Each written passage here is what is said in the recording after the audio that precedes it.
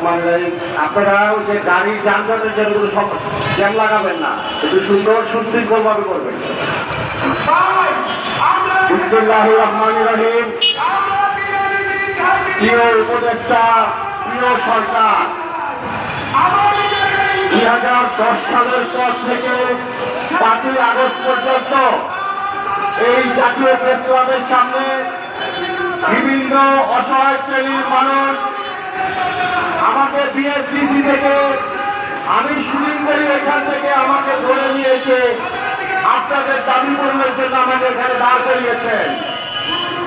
কেউ শর্ত পূরণ হয়েছে, কেউ শর্ত পূরণ হয়নি।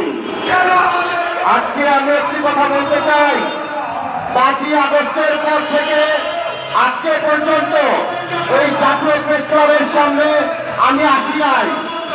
17 বছরের অগোছালো একটি দেশকে একজন মানুষ এত অল্প সময়ের মধ্যে নিয়ন্ত্রণ করাটা তার জন্য কষ্টসাধ্য হয়ে যাবে।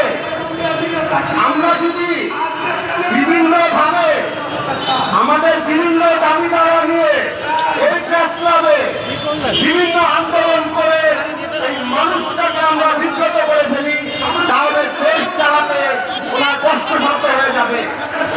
প্রিয় উপদেষ্টা, প্রিয় সরকার, আপনি একটি কথা বলেছিলেন যে আমরা সবাই মিলে এদেশকে সংস্কার করব। আমরা যেন আমাদের চাওয়াগুলি আপনাদেরকে বোঝাইতে সক্ষম হই। আমি আজকে একটি কথা বলতে চাই, 5ই আগস্ট রাতে আপনারা দেখেছেন সাধারণ মানুষের ঘরে পুলিশ কিভাবে